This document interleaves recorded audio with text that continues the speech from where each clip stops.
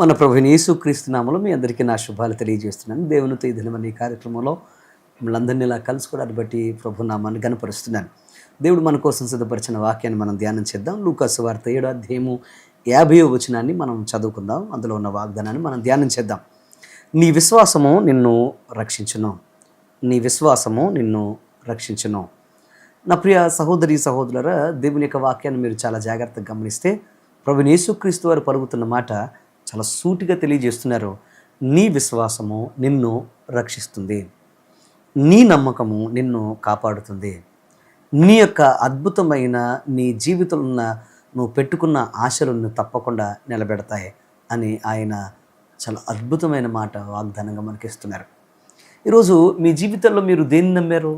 ఈరోజు మీరు జీవితాల్లో దేన్ని విశ్వసిస్తున్నారు? ఈరోజున దేని మీద మీ ఆశను పెంచుకున్నారు? మీకు తెలుసా, మీరు ఏది ఆలోచిస్తారో అది మీరు దాని గురించి మీరు ఆలోచిస్తూ దాన్ని చేయడం మొదలు పెడతారు. ఏది చేస్తారో అది మీ జీవితంలో అది హ్యాబిట్గా మారి అది మీ యొక్క జీవన శైలిగా మారిపోతుంది. నా ప్రియ సహోదరి సహోదరులారా, ఈరోజు ఒకవేళ నేను పనికిరాని వాడిని అని నువ్వు ఆలోచించావనుకో, నువ్వు పనికొచ్చే పనులు చేయలేని దీనస్థితులనుకో చేస్తావు. నేను బలహీనురాల్ని అని అనుకున్నావు అనుకో, నిజంగానే నీ జీవితంలో నీకు తెలియకుండానే బలహీనమైన పరిస్థితులను అనుభవిస్తావు. కానీ దేవుని యొక్క వాక్యం చెప్తున్న మాట, మీరు నా దేవుని యొక్క సన్నిధిలో నేను నమ్మాను, నేను ఏమైనా నా జీవితంలో నేను సాధించగలుగుతాను యేసు నామములో అని నువ్వు నమ్మగలిగితే నీ జీవితంలో ఎంతటి దయనీయ స్థితులైనా అవి ఆశీర్వాదకరమైన పరిస్థితులుగా ఆయన మారుస్తాడు. ఎందుకు ఈరోజు నీ మాట మీకు నేను చెబుతున్నానంటే, ఈ వాక్యాన్ని మీరు జాగ్రత్తగా గమనిస్తే ఇక్కడ ఒక స్త్రీ తన జీవితంలో భయంకరమైన వేదనకరమైన పాపములో ఉండి ప్రభు పాదాలు పట్టుకుంటే ఆయన అంటున్నాడు ఏమనంటే, నువ్వు ఏ నమ్మకముతో ఏ విశ్వాసంతో నువ్వు నా యొక్క పాదాలు కడిగావో ఆ విశ్వాసం నిన్ను ఖచ్చితంగా రక్షిస్తుంది అని చెప్పాడు. ఎంత గొప్ప మాట! ఆయన చెప్పిన మాట మీరు గమనిస్తే ఆయన అద్భుతమైన డిక్లరేషన్ ఇస్తున్నారు. ఒక అద్భుతమైన ఒక భరోసా ఇస్తున్నారు. అంత మాత్రమే కాదు, ఆయన ఇచ్చే అద్భుతమైన వాగ్దానం ఏంటంటే, ఇక నీ జీవితంలో మరి ఎన్నడూ కూడా నీకు ఎంత మాత్రం అపజయం అనేది ఉండదు. నువ్వు ఎప్పుడు రక్షించబడిన చేతుల్లో నువ్వు దీవెనకరమైన పాత్రగా నువ్వు ఉంటావు అని ఆయన సర్వ సమాజానికి ఆయన యొక్క అద్భుతమైన పాప విమోచన కుమార్తె ఎలా పొందుకుందో తెలియజేశారు. ఈరోజు నా ప్రియ సహోదరి ఎందుకు ఈరోజు నీ మాట మీకు నేను చెప్తున్నానంటే, ఎవరైతే నమ్మకంగా ఆయన సన్నిధిలో అడుగులు వేస్తారో వారు తప్పకుండా విజేతలుగా మారుస్తారు. ఆయనకు అటువంటి అద్భుతమైన సామర్థ్యం, అలాగే మన జీవితంలో ఆయన మనల్ని ప్రేమించిన విధానాన్ని బట్టి కార్యం జరుగుతుంది. ఈరోజు మీరు ఎవరైనా కానీ ఆయన నమ్మి విశ్వాసంతో ఉంటే ఎలాంటి పరిస్థితుల్లో మనకు ఆయన అద్భుతమైన రక్షణ ఇస్తాడు అని అంటే, నీ జీవితంలో మునిగిపోయే పరిస్థితులను ఆయన రక్షించగలుగుతాడు. పేతురు భక్తుడు మునిగిపోతూ, యేసయ్యా, దావీదు కుమారుడా, నశించిపోతున్నాను, నీకు చింత లేదా? అయ్యా, నన్ను రక్షించు ప్రభు అని యేసయ్యను ఎప్పుడైతే పిలిచాడో వెంటనే యేసు ప్రభు వారు చేయి చాచి ఆయన చేయి పట్టుకొని అదే నీటి మీద నిలబెట్టి రక్షించారు. ఈరోజు నా ప్రియ సహోదరి సహోదరుల, దావీదు ఒక బాలుడుగా ఉండి ఒక ఒడిశాల పట్టుకొని కొన్ని రాళ్ళు తీసుకొని ఆ రాళ్లతో గొలియాతును ఎదిరించడానికి వెళ్ళాడు. అతని యొక్క నమ్మకం ఏంటి, విశ్వాసం ఏంటి అని అంటే, నా దేవుడు నాతో వస్తాడు, యుద్ధం నాది కాదు నా దేవునిది, ఆయన ఖచ్చితంగా నా చేత ఆయన యుద్ధం జరిగిస్తాడు అనే నమ్మకం, విశ్వాసం అతన్ని రక్షించడం మాత్రమే కాదు, అతని యొక్క వెనకున్న మొత్తం దేశాన్ని, అలాగే రాజును, అక్కడున్న ప్రజలందరినీ రక్షించింది. ఎందుకు ఈ మాట మీకు చెప్తున్నానంటే, రక్షణ విశ్వాసం ద్వారా కలుగుతుంది, నమ్మకం ద్వారా కలుగుతుంది.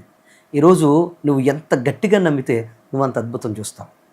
నీ కళ్ళ ముందున్న నీ యొక్క ఉద్యోగం కావచ్చు, నీ విజయ అవకాశాలు కావచ్చు, నీ వ్యాపారం కావచ్చు, నీ చదువు కావచ్చు, నీ వ్యవసాయం కావచ్చు, అలాగే పని కావచ్చు, ఏదైనా కానీ ఇందులో నాకు గొప్ప విజయం దేవుడు ఇస్తాడు, దీని ద్వారా నేను ఆశీర్వదించబడతాను.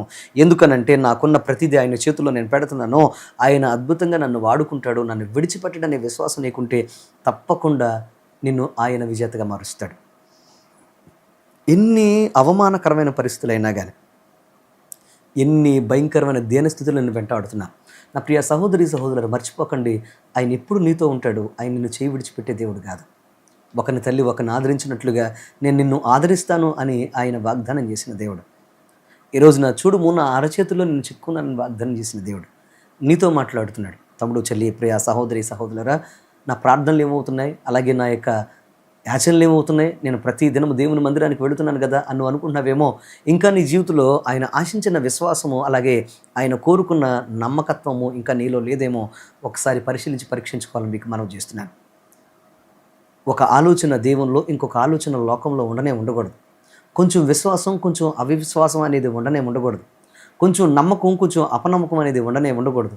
నీ జీవితంలో నమ్మవా? అయితే పరిపూర్ణంగా దేవుని నమ్మో.